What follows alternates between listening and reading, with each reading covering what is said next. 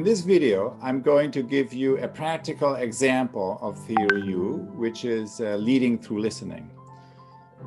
Just to set the stage, two little data points. One is when you look at all the leadership failures that we can witness in major organizations and institutions around us, and you double click on that and ask yourself, what is really at the core of that? Almost always, at the core of these leadership failures are leaders disconnecting with the reality around them, which is often significantly changed.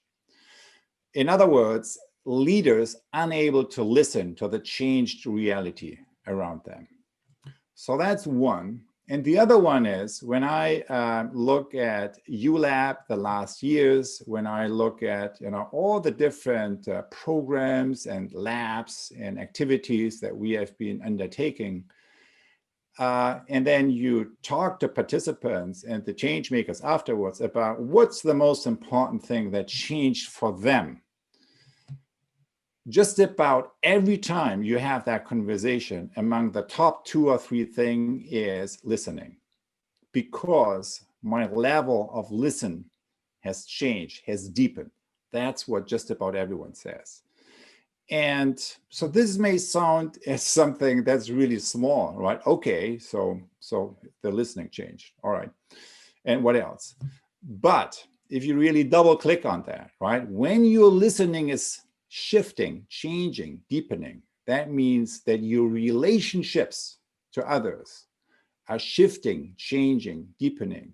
And that means that your experience of others and of the world is shifting, changing, deepening. And that means everything is changing.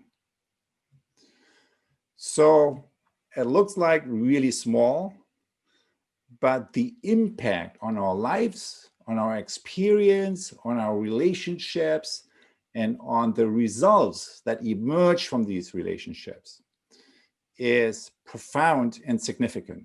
So with that, let's look at this chart here. I have studied and observed listening for a number of years. And what I came up with is a really simple distinction between 4 different levels of listening, which I'm going to share with you now. The first level that I call listening 1 really operates based on habits and results to a mode of listening that I call downloading. And what I mean with downloading is that your listening operates based on your habits of thought, your habits of judgment, and your old habits of conversation and action. And it results into reconfirming what you already know, which is reconfirming old opinions and old judgments. Basically, listening 1 is that all you see, all you listen to is limited by what you already know. So it's kind of, if you listen kind of with this instrument here, what you see and what you notice is limited by what's already in here, which is your concepts of the past, your experience of the past. That's limiting you. And obviously, in a normal time, that may be acceptable at times. But if you live in a moment of disruption, and that is the only way you can operate, it is a real problem for all the obvious reasons. So let me visually summarize that level of listening by drawing this circle. And the circle really is meant to be the boundary of our own organization. So for example, my own organization as a listener. So inside the circle is everything I know, right? All my experiences of the past. Listening 1 is that the place from where our listening happens is here in the center. So that means I am in the center of my own prison. So imagine kind of this circle is a closed room. The curtains are down, the doors are closed. You cannot see what's going on outside. All you see is what you project, right? So the slides you project, it's basically your knowledge of the past.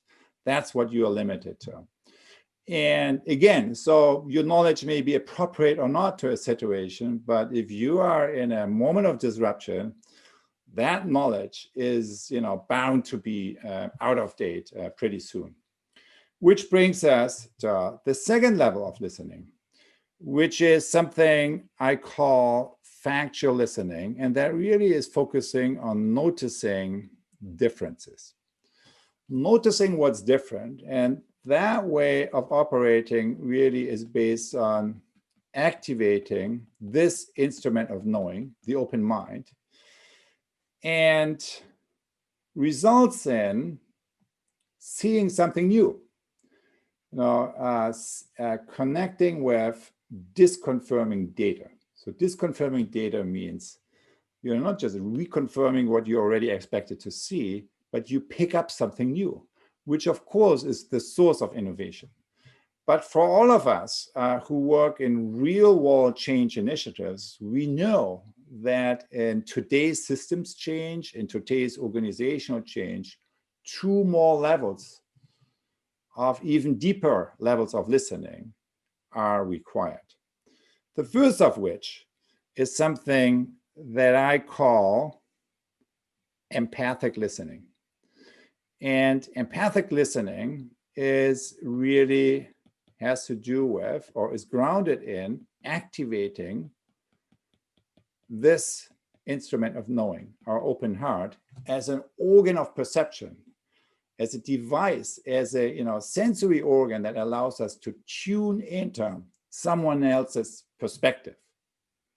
And that results in seeing the world through another person's eyes, seeing and sensing the world through another person's eyes.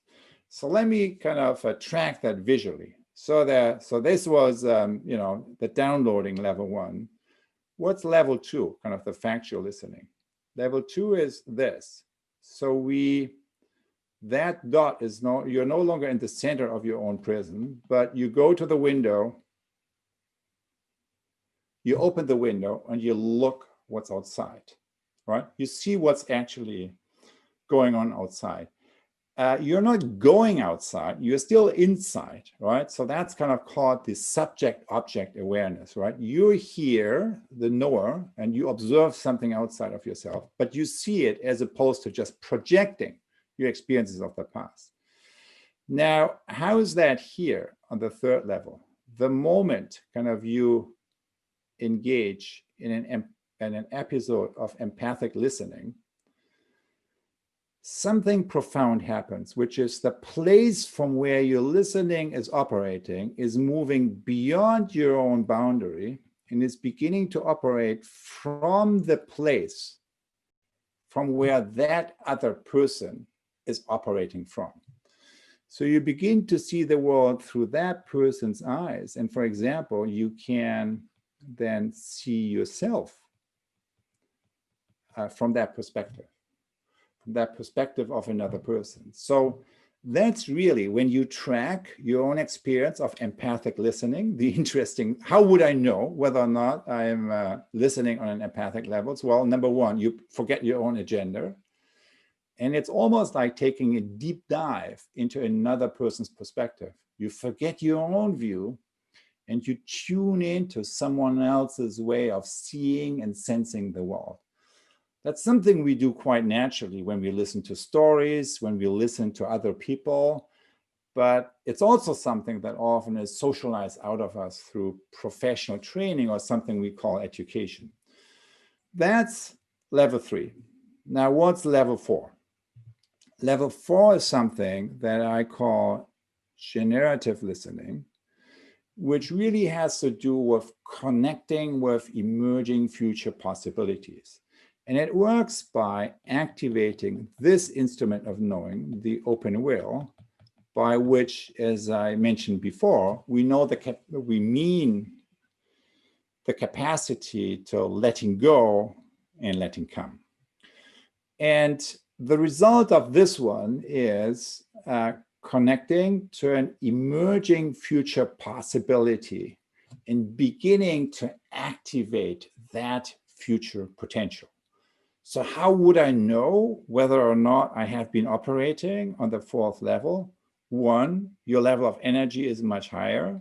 2, your sense of self, by which I mean how intimate you are connected with who you could be tomorrow, by which I mean your highest future possibility. So that connection to who you are today, connecting to who you could be tomorrow, that's a very critical lifeline for anything creative we want to do. And that sense of connection is strengthened, right? It's not a connection to other people necessarily, it's a connection to ourselves. But it also can relate to other people. So example of this way of operating, of course, is a really good coach. So what does a really good coach do? So if I share, for example, my problems, my challenges, kind of that I'm facing right now, a great coach is not just empathizing with me, right, with all the struggles that I have today, but a great coach is listening to me, paying attention to me from a place that is attending to my highest future possibility, to who I could be tomorrow. And if I receive the gift of someone else listening to me in terms of my highest future possibility, that's the greatest gift I can receive, because it helps me. It eases my own process. It facilitates my own process of stepping into that, of activating, not only sensing, but also activate that highest future possibility. So that's why the level 4 listening is so critical, and it happens interpersonally, right? So for example, a really good coach, but it also happens on the level of organizations or larger systems, or even on the level of countries or beyond. Think about Nelson Mandela, think about Martin Luther King, think about Gandhi and the inspirations. So the way they operated from an emerging future possibility that wasn't quite there yet, but that they connected with in an intimate way, and therefore, for the rest of us, opened a space of possibility. So that's what I mean kind of with this generative listening. And you could, of course, say